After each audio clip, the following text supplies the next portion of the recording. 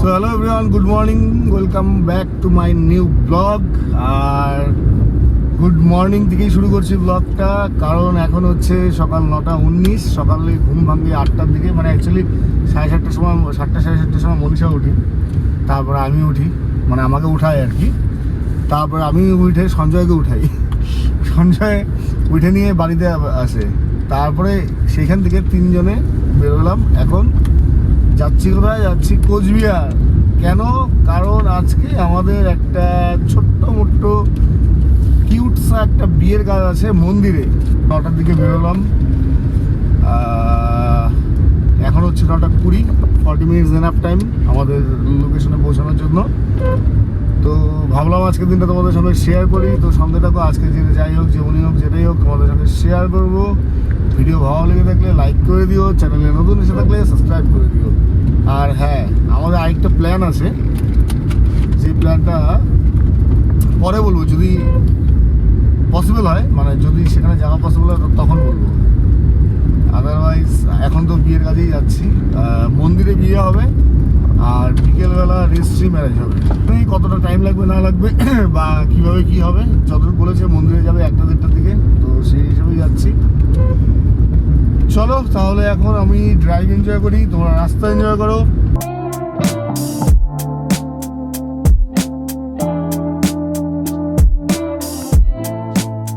গাড়ি পার্কিং করলাম খাগড়াবাড়ির সামনে। তো এখন মনীষাকে ড্রপ করে দিয়ে আসছি ক্লায়েন্টের বাড়িতে।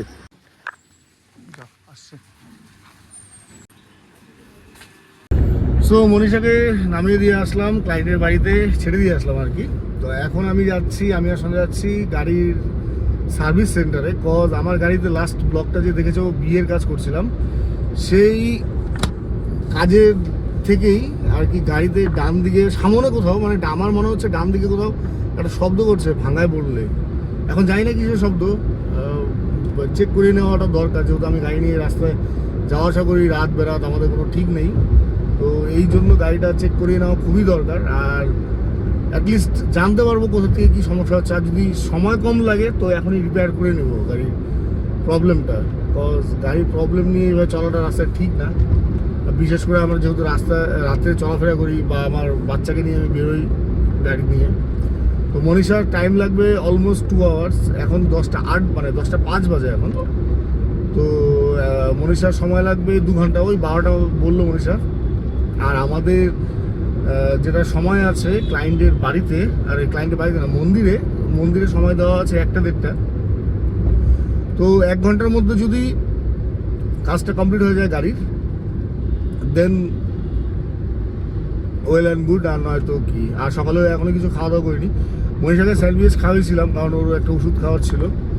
আর আমার আর সঞ্জয় পেয়েটা এখনো খাইছিস বাড়ি থেকে কিছু খাইনি। দেখি যদি কোনো কিছু টিফিন করা যায় গাড়িটা ঠিক করে দিয়ে।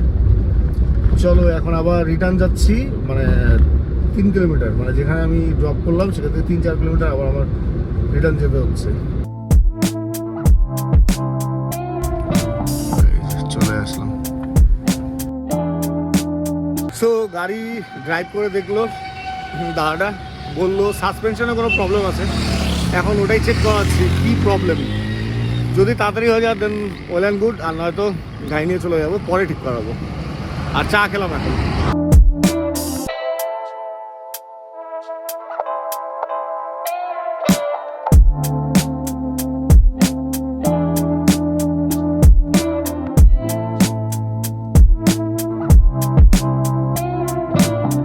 সো ব্যাপারটা হচ্ছে, সময় হচ্ছে 12টা, মানে 10 কম 11:50।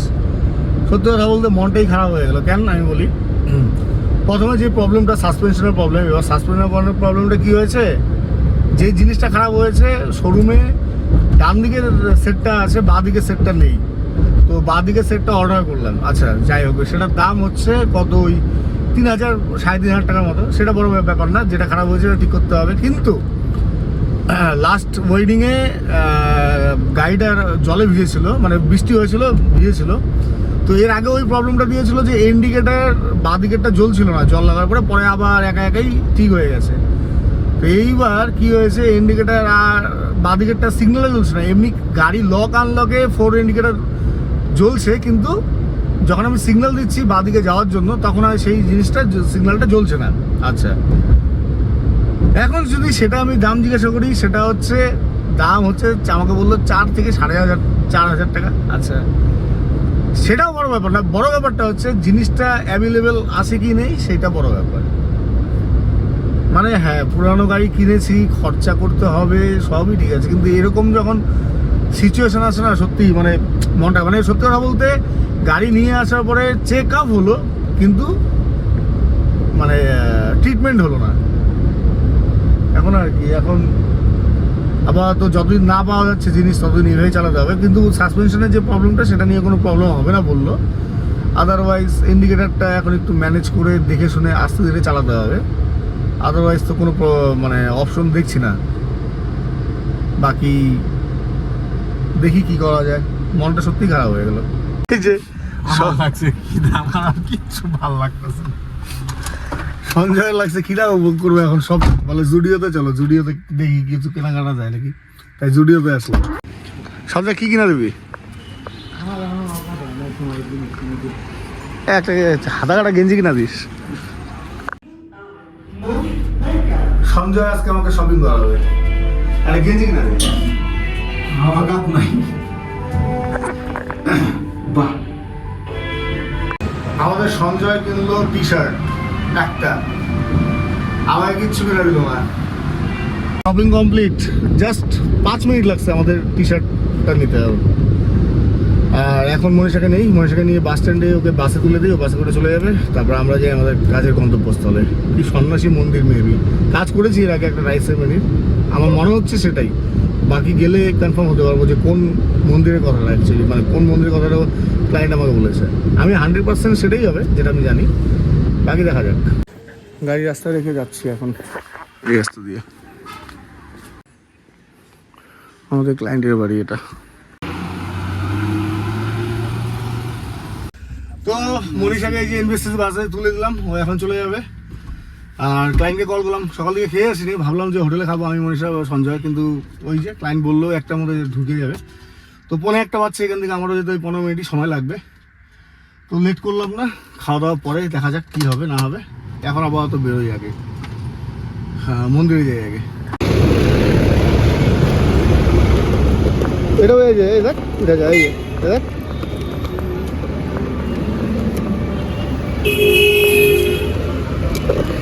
যাই যাই দেখ।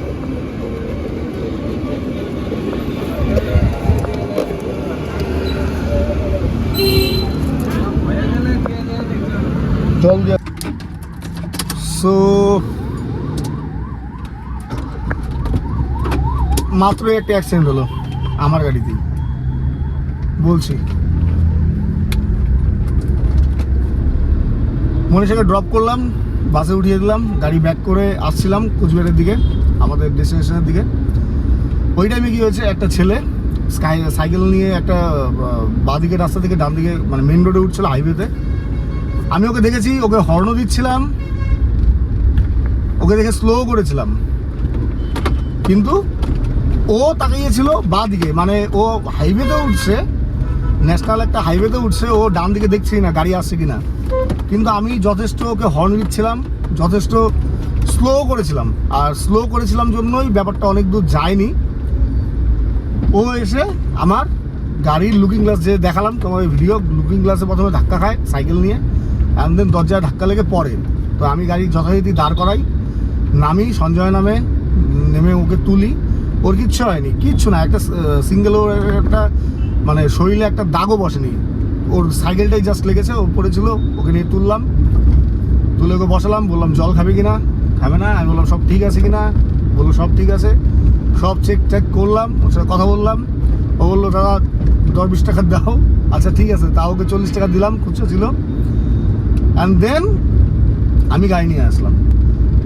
প্রবলেমটা কি হয়েছে, প্রবলেমটা ওই বললাম, ও বাঁ দিকে তাকিয়ে ডান দিকে রাস্তায় উঠছিল, আর আমি ওকে দেখে স্লো করে হর্ন দিচ্ছিলাম, আর ডান দিকেও আমি কাটিয়েছিলাম। কিন্তু আমি যদি আমার লেনে থাকতাম, মানে আমি বাঁ দিকে চেপে থাকতাম, আর ওর দিকে যদি সোজা আমি যেতে থাকতাম, তাহলে হয়তো আজকের পরিস্থিতিটা একটু অন্যরকম থাকতো, গাড়ি যদি স্লো না থাকে। যাই হোক, এখন গাড়ি যেহেতু আমার গাড়িতে এসে, আর আমি লাগাইনি ওকে, ও এসে লাগিয়েছে আমার গাড়িতে। ও সাইকেল নিয়ে আমার গাড়িতে লাগিয়েছে। তো যাই হোক, যদি আজকে এটা স্পিডে থাকতো বা আমি যদি বাঁদিকে বেশি চেপে থাকতাম, আমি যদি ওকে ফলো না করতাম, তাহলে হয়তো সত্যি বলতো এখন হসপিটালাইজ থাকতো। যাই হোক, ঠাকুর যা করে মঙ্গলের জন্যই করে, অল্পের মধ্যে বেরিয়ে গেলো। কিন্তু হ্যাঁ, যারা ভিডিওটা দেখছো আর যারা সাইকেল চালাও, বাইক চালাও, গাড়ি চালাও, হোয়াট এভার, আমি যেরকম আমার লেন ফলো আপ করছিলাম, আমি ওকে দেখছিলাম, যার জন্য ব্যাপারটা বেশি দূর গড়ায়নি। তেমনি তোমরা যদি হাইওয়েতে ওঠো বা রোডে যদি চলো, অ্যাটলিস্ট ডান বা দেখে নিয়ে চলাফেরা করবে, নাহলে এরকম দুর্ঘটনা ঘটতেই পারে। এটা বড় ব্যাপার না দুর্ঘটনা ঘটায়।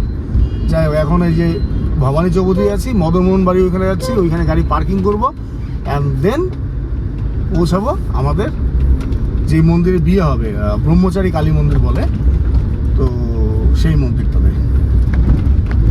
এই যে মদনমোহন বাড়ি, এখানে আসলাম, সামনে জাম, জয় মদনমোহনের জয়। আর ওই ডান দিকে আমি পার্কিং করবো গাড়ি পার্কিং করলাম, আর এই হেঁটে এখন ডান দিকেই মন্দিরটা। গাড়ি থেকে নেমে মনে বললো ফ্ল্যাশের ব্যাটারি নেওয়া হয়নি, তো এখন একটা দোকান থেকে ফ্ল্যাশের ব্যাটারি কিনতে হবে। ফ্ল্যাশ আছে, আজকে কোনো কিছু রেখে আসিনি, ট্রিগারও আছে।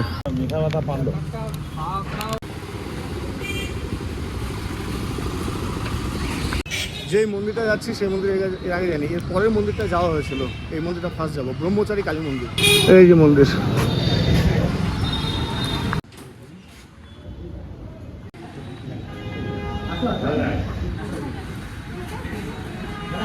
সো আমাদের বিয়ের কাজ শেষ, এখন আমাদের লাঞ্চ করার জন্য ইনভাইট করলো ইষ্টি কুটুম রেস্টুরেন্টে। এর আগে একদিন অ্যানিভার্সারি কাজ করেছিলাম ওই রেস্টুরেন্টটাতে, তো সেখানে যাচ্ছি লাঞ্চ করার জন্য। আর সত্যি বলতে আমাদের কাপল খুবই কিউট, আর কিছু প্রাইভেসি কারণে আমি ক্লায়েন্টের ফেস রিভিল করলাম না ব্লগে, প্রাইভেসি মেনটেন্যান্সের জন্য, মানে ক্লায়েন্টের। তো যাই হোক, বিয়েটা খুব সুন্দর। আর মন্দিরের বিয়ের আগেও করেছি, কিন্তু এবার একটু অন্যরকম এক্সপিরিয়েন্স লাগলো, মানে খুব ভালো লাগলো আর কি। এখন যাই পার্কিংয়ে গাড়ি নিয়ে রেস্টুরেন্টে যাই। গাড়িতে জিনিসপত্র আছে, লকটা করা আছে, ট্রেনে দেখতো। এই যে ইষ্টি কুটুমে চলে আসলাম।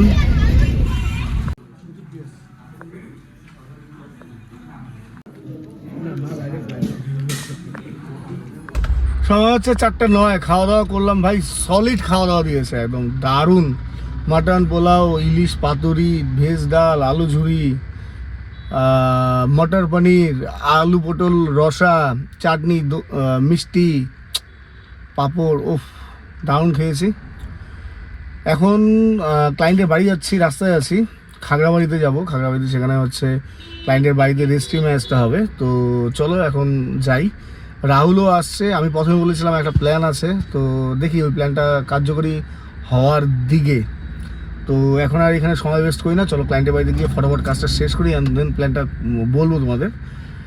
আর ওয়েদার কথা যদি বলি, ওয়েদার মেঘলা করেছে, বৃষ্টি যখন তখন নামতে পারে, আর একটা যেটা বৃষ্টি নামবে একদম তুমুল মুষলধারে বৃষ্টি নামবে। চলো লেট করি না, ডিরেক্ট কাঁকড়াবাড়ি যাই। সঞ্জয়, কেমন খাওয়া দাওয়া হলো? খাওয়া দাওয়া ভাষায় প্রকাশ করা যাবে না, মানে খাওয়াই খাইলাম সারাদিন পর। না খাইয়ে সকালবেলা বাড়ি থেকে বের হয়েছিলাম, একদম দুপুরের লাঞ্চটা একদম। তো যাই হোক, চলো যাই।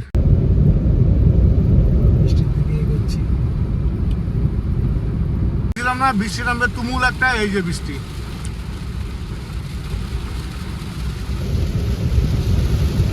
জন্যই আসলাম খাগড়াবাড়ি থেকে চেকপোস্ট। কারণ এখন তোমাদের সঙ্গে শেয়ার করি, লাস্ট আমরা 6 তারিখে যে ব্রাইডের বাড়িতে কাজ করলাম দেওয়ানহাট, তাদের বাড়িতে আজকে আমাদের গোটা টিমকে ইনভাইট করেছে দুপুরে লাঞ্চের জন্য।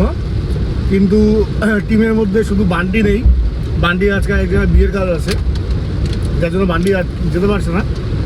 তাই রাহুলকে ফোন করেছিলাম, আমাদের কাজ শেষ হয়ে গেলে আমি তোকে ফোন করবো, বাসে করে আসবি। অ্যান্ড দেন আমি কিছু বলতে চাই। হ্যাঁ বলো। ও একটু কার্যরসিক, তাই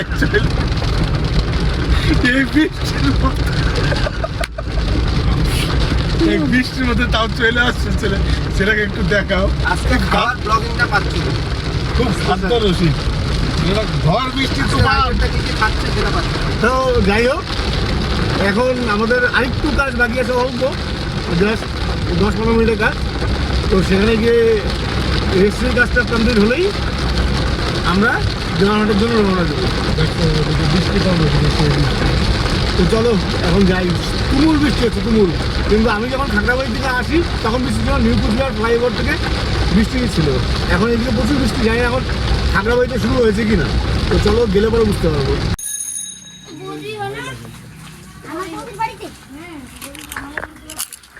বৃষ্টি থামলো, ক্লায়েন্ট ফোন করলো, রেজিস্ট্রি অফিসার আসছে।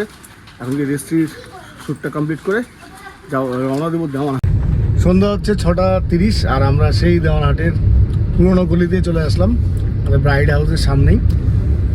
চলো আগে গিয়ে বাড়ির লোকের সঙ্গে আর ব্রাইডের সঙ্গে গ্রুমের সঙ্গে দেখা করি। আমাদের ব্রাইড হাউস, সময় ঘড়িতে 6:29।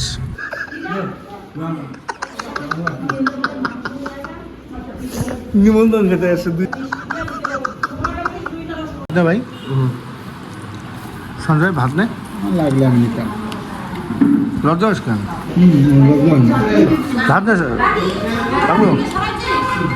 সো সময় হচ্ছে 7:19 আর আমরা ব্রাইডের বাড়ি নিমন্ত্রণ অ্যাটেন্ড করে এখন রওনা দিলাম বাড়ির উদ্দেশ্যে। সেই দেওয়ানহাট টু তুফানগঞ্জে জানি। ও আবার এই যে ভবনে আমরা কাজ করেছিলাম এই ভবনে আজকে আমার বিয়ে হচ্ছে। এই যে তো যাই হোক, মানে ব্যাপারটা কি, এই ব্রাইডের বাড়িতে আসার কারণ হচ্ছে সবার সাথে দেখা করা। মানে বললাম ওই এর আগের ব্লগ, তোমরা বিদায়ের ব্লগটা দেখলে বুঝতে পারো, আমি বলেছিলাম যে খুব কম সংখ্যকই মানুষ হয় যাদের সাথে ঘনিষ্ঠতা অনেক বেশি হয়। তো এরাও তাই, আর যার জন্যই দেখা করতে আসা। আর আবার পরে এদের বাড়িতে কাজ আছে, আবার পরে আসবো। তো যাই হোক, সবার সাথে দেখা করে ভালোও লাগলো। আর আমি খাওয়া দাওয়া করিনি, সঞ্জয়ও একদম অল্পই খেয়েছে আর রাহুল খাওয়া দাওয়া করেছে।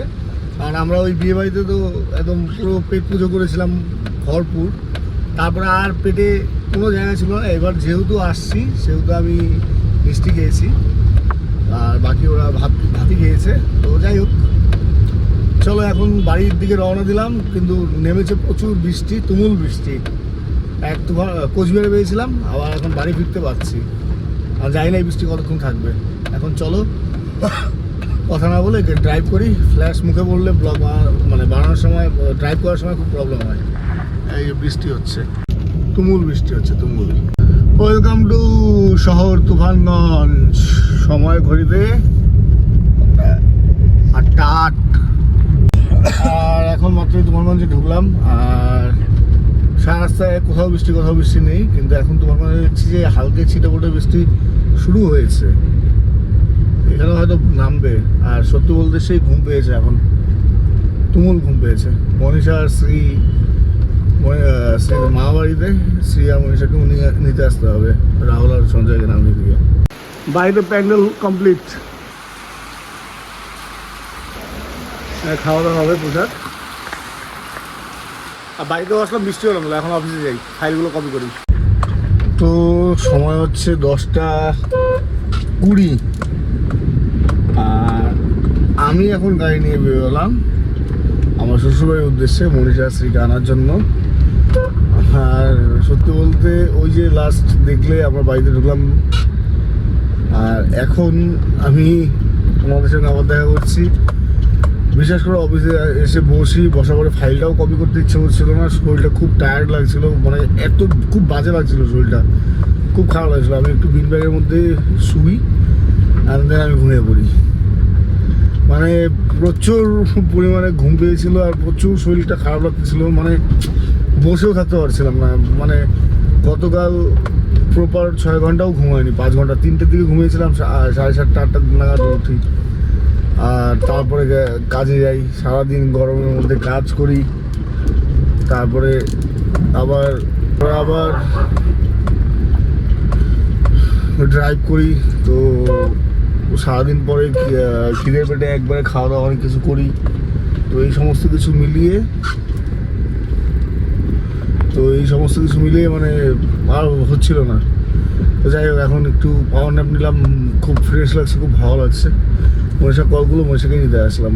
তো এই যে শ্রীবাবু আর মনীষা রানী চলো বাড়ি যাই এখন। সো রাত বাজে 12:08, এখন অফিসে আসলাম, সেদিকে ঘুম পাড়িয়ে রেখে মনীষা পুজোর প্রস্তুতি শুরু। কাবলি ছোলা ভিজিয়ে রাখলো, বাকি ও কাজ করছে, তারপরে ও টায়ার্ড আজকে, ও সারাদিন আজকে ঘুমোয়নি। তো যাই হোক, আজকের ব্লগ যা ছিল যতটুকু ছিল এতটুকুই ছিল। তো তোমাদের সঙ্গে দেখা করবো আবার নেক্সট একটা দিন, নেক্সট একটা ব্লগ। হ্যাঁ, নেক্সট একটা দিন মানে কি, আগামীকাল পুজো, তো আগামীকালের ব্লগটা মিস করো না একদম। তো আগামীকালের ব্লগটা তোমাদের সঙ্গে পুরোপুরি শেয়ার করবো। আর এই ব্লগটা যদি ভালো হয়ে যায় অবশ্যই লাইক করে দিও, চ্যানেল নতুন থাকলে সাবস্ক্রাইব করে দিও। দেখা হবে নেক্সট একটা দিন, নেক্সট একটা স্টোরি, নেক্সট একটা ব্লগে। তো চলো, গুড নাইট, টাটা। আগামীকালের বাড়ির পুজোর ব্লগে তোমাদের সঙ্গে দেখা হচ্ছে। চলো, গুড নাইট, স্লিপ ওয়েল।